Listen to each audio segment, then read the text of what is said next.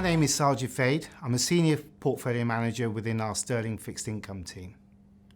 I'm delighted here to present the fixed income component for the Investival. Unlike usual presentations where you hear our thoughts on macroeconomic or geopolitical, I thought I'd start by looking at something differently. Looking at some of the questions we've been asked over the last few years, which hopefully resonates with you and what your clients may be asking. After sort of tackling these questions head on, I'll then address the key dilemma investors face about looking for income against this backdrop. So, what are these burning questions or myths that investors are asking? Firstly, the only way is up for yields. Secondly, negative yields equals negative returns. Myth number 3, monetary and fiscal policy inevitably leads to inflation. And last myth is bonds do not offer diversification. My presentation will debunk many of these myths and then answer some of the burning questions of, in a low interest rate environment, how do I go about addressing my income solution? So let's look at myth number 1, the only way is up. And when investors talk about that, they're looking at two things. Firstly, interest rates, and secondly, government bond yields. And this, the only way is up, has started around 4 or 5 years ago when many people cited Andrew Haldane's comments as a Bank of England economist that interest rates and government bond yields at 5,000-year lows. Surely the only way is up. But that was in 2017. And since then, yields and interest rates have lurched lower. So this graph shows with the interest rates, which is the orange line, and the blue line, which is government bond yields. Now let's look at the interest rate cycle. I'm not saying the interest rate cycle is ended. What I'm saying is the observations over the last 34 years is each peak in interest rates is lower than the previous, but more importantly, the floor is getting lower. And with interest rates at 0.1, the only way is up is generally the way of people's mindset. Well, let's challenge that myth. When we look at the Eurozone, when we look at Japan, when we look at Switzerland, and when we look at Denmark, there are negative base rates there. And even here in the UK, the Bank of England are talking about the possibility of negative rates. So the only way isn't up. So let's now tackle the part on government bond yields. Here, investors have talked about bond yields being in a 30-year bubble. Well, clearly there's been a downtrend for the last 30 years. However, I'm sure you will have heard many fixed income investors talk about this downward trend reflects fundamentals, where there's been a downtrend in growth, inflation, and interest rates. And where we are today, we have government bond yields at 0.2 in the UK. So is the only way up. Again, 0 is not the lower bound. We have negative rates up to 8 years in the UK. So why do I have conviction that this downward trend is going to be maintained or not going to be reversed markedly? And it's because outside those fundamentals, there are structural reasons why yields have been lower or have been driven lower and why they still will be in that trend. And the reason is on the next slide, the high debt levels that we have in the world. The graph on the left-hand side shows clearly that debt as a percentage of GDP has risen up to nearly 250%. And actually, in the last 6 months, we've accumulated all that debt within that same period. Now, why is accumulation of debt such an issue? Well, it's because then we become more sensitive to small changes in interest rates. That is government bonds or official bank rates. And that is reason why governments, and actually more importantly, central banks, are sensitive to this. And that is why we see yield curve control in some of the countries like Japan and Australia, and why they're talking about that in other Western developed countries. And that is one of the main reasons why this downtrend in yields I don't see being reversed anytime soon. But the other structural factor is aging demographics, something everyone's known about, but this is a stark reality that this graph shows the percentage of over 60 where they have over 30%. And clearly it's not just a 10-year phenomenon, it's going to be like this over the next 20 or 30 years. And an aging population means often a dampener on growth and greater savings, which is a good environment for government bond yields. So the only way isn't up for yields. So what is the second myth? The second myth is buying negative yielding bonds means negative interest rates or negative returns. And this graph on the left actually shows the amount of negative yielding assets in the world. And we only did this a week ago, and since then that has gone to 17 trillion. So does negative yielding assets mean negative returns? Quite clearly on the graph on the right, it shows it doesn't. Admittedly, returns are more modest, but they are positive returns. Now, why do we get these positive returns? It's because in many of these countries, they're becoming even more negative yielding. So prices go up. And that is the reason why just because you have negative yields, you can still get positive returns. So myth number 3, will deflation derail the story? Now, this goes back to the post-GFC crisis, where central banks ripped up the rule book, monetary rule book, and embarked on central bank balance sheet increasing. And many of the economic textbook 101 would say inflation is inevitable.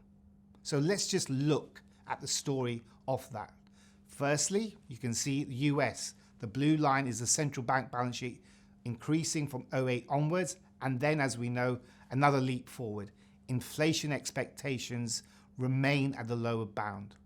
The same picture in Europe. And lastly, also Japan. So why should this time be different? And many investors now push back and said, well, Saj, admittedly that you're right, but now we have monetary policy and fiscal policy working in tandem. Surely inflation is inevitable. Well, absolutely. When you look at these scary figures about the amount of fiscal stimulus as a result of COVID, the deficit as a percentage of GDP, Germany over 35%, actually UK from that 17% has already increased to 20%. Surely this is going to lead to inflation. Well, just step back from this. The fiscal policy has been adopted because, as the right-hand graph shows, there's a massive output gap caused by the COVID shock, i.e. your potential output of the economy versus the realised is significant. It's negative 12% in the UK. So the fiscal deficit is merely plugging that gap. It's not inflationary. And when you look outside the fiscal policy, there are many deflationary forces at play, like the labour market, like technology. Yes, globalization has been pushed back a bit, but the forces of deflationary that we've seen over the last 10, 15 years are still very much there. So I'm not of the view that inflation is inevitable. In fact, I would argue monetary policy plus fiscal policy means that I'm more confident on asset price inflation over the next few years rather than good old traditional goods and services inflation.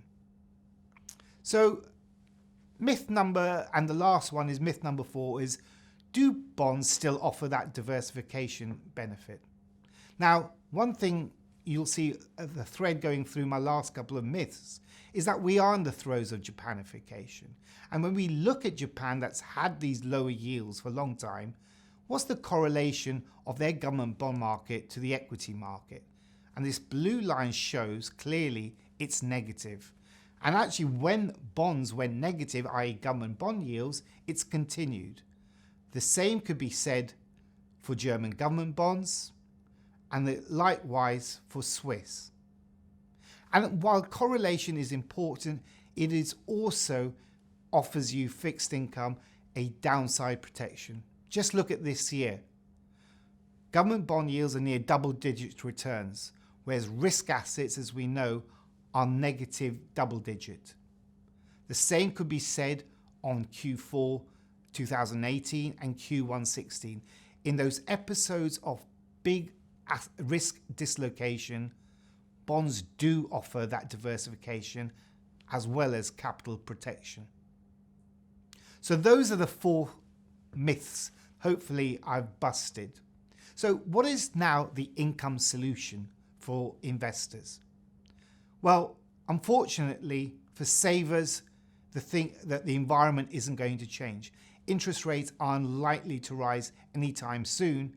And if you remember my presentation, I think the peak in interest rates is going to be significantly lower. What we have seen over the last few years is investors trying to replace their corporate bond income with equity income. And that's been a profitable trade until now. Look at the amount of companies that have not just cancelled, cut and suspended dividends. Now, one could argue going forward, well, surely dividends are going to come back. The pushback and the challenge I would have when we have no visibility on growth and earnings, how can we be confident about the sustainability of dividends? So the next area investors have gone to in the past is in high yield or emerging markets. And here the story doesn't look too bad. However, if we look at the worst projections, and we are, let's be frank about this, still in the throes of how the world will be post-COVID, default rates may rise. So for those looking for quality or sustainable income, these are 2 areas, equity and high yield and emerging market, where there's still some question marks. So where do I get my income proposition from? I would argue investment grade sits at the sweet spot. It's a core income proposition. It offers you income over cash and government bonds. It offers you a balance of the 3 pillars, and the 3 pillars for us is what all income investors should be looking for. A good level of income, modest volatility and a low correlation to equities. And also there are opportunities for active investors. Today you can buy Heathrow, a key infrastructure asset, at 3%. So there are many reasons why I think investment grade can fill that income proposition. But over and above it, and I would say the icing on the cake, is that actually investment grade is well supported by central banks and governments. The growing importance of the corporate bond market has been again cemented as a result of the COVID crisis. The buying of corporate bonds, the providing of liquidity to large corporates. The corporate bond market or the investment grade market is increasingly being seen as a monetary policy tool rather than just a market. So what are the investment solutions for that income? Now, for those sitting on a pile of cash and with rates not going anywhere, we think the solution within Fidelity is our short-dated corporate bond fund. A yield of 2.1% with a duration of only 2 years. And interestingly, for those keen-eyed ESG investors, an A rating. And for those with a longer-term horizon, wanting quality yield, wanting the balance between the 3 pillars, our solution is our flagship investment grade fund, with a yield of 2.5% and also an ESG rating of A. So to conclude, the only way is up for yields as a myth. It is a myth. They can go lower from here. Negative yields do not mean negative returns. In an environment where there is a scarcity of safe havens, government bonds still does its job. Fiscal and monetary policy does not necessarily mean inflation is around the corner. Again, reiterating, is you're more likely to have asset price inflation than goods price inflation over the next 12 to 24 months. And lastly, bonds do offer that diversification. And lastly, for that income solution, investment grade should be the core of your proposition, cemented by valuations and also government and central bank support. Thank you, Sajiv. We're going to follow up with a bit of a Q&A now, starting with, where do you stand on the Bank of England and the potential for negative base rates? There's been a lot of debate around negative rates, not just internally within the Bank of England, but also externally. I firmly of the view that negative rates is a real possibility in 21. And that's not because I think there are some long-term benefits from that. I would argue, where is the buffer should things go wrong?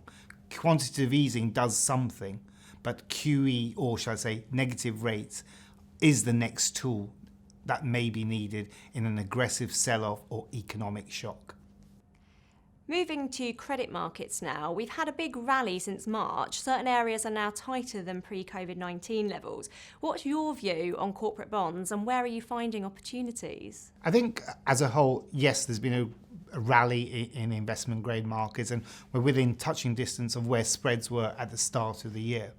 However, there's great dispersion within that, and there are two areas that I'd highlight where we see the best value.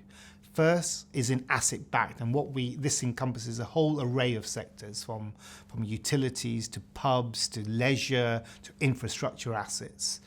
And within that, that sector has suffered. It's actually the widest it's had been relative to the broad market by 10 years.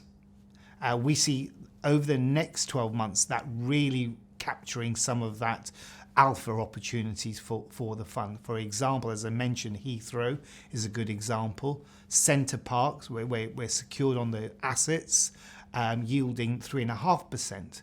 And so those are one I would highlight within the asset-backed sector. And then there's the sectors that have been hit by the COVID specifically, which I would say like hotels and pubs, etc., where that is another area where we don't have real insight how the world will change going forward as a result of leisure time, etc.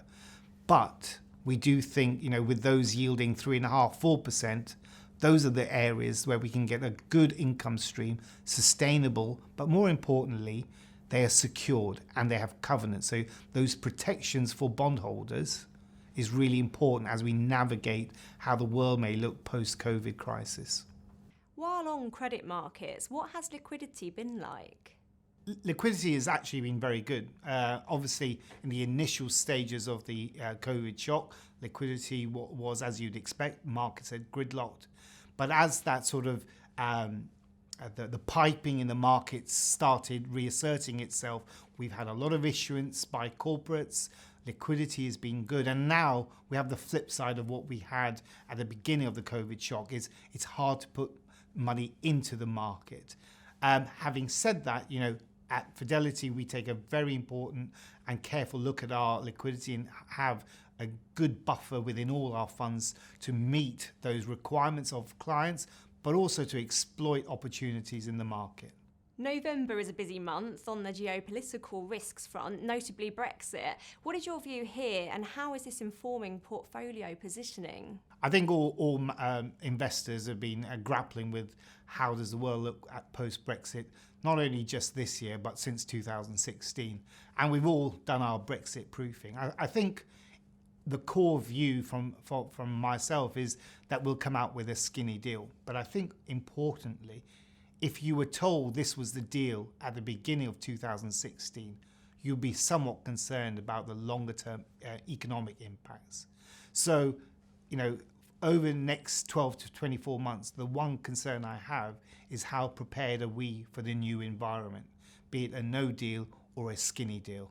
And from that perspective, I think, it really requires a lot of analytical work in terms of the balance sheet and individual companies that may be exposed to that type of breakup. What are some of the key considerations for bond investors looking ahead through to 2021 and beyond? I think one of the constants for all investors at the moment is the income dilemma. And one of the more profitable trades over the last 10 years is supplementing that income dilemma by going down the risk spectrum. I would argue going forward, as we're in the throes of Japanification, income is still going to be important, but I think the tilt will be towards higher quality income, and that is investment grade as the main proposition. I think that's in terms of that income solution. I think the second, probably the more important theme that we've all sort of recognized as an industry is ESG and the role that fixed income will play. It's usually been seen very much as an equity largesse or in terms of dealing with that, but the role of fixed income as well to adapt to that and direct capital to the right way is going to be really important.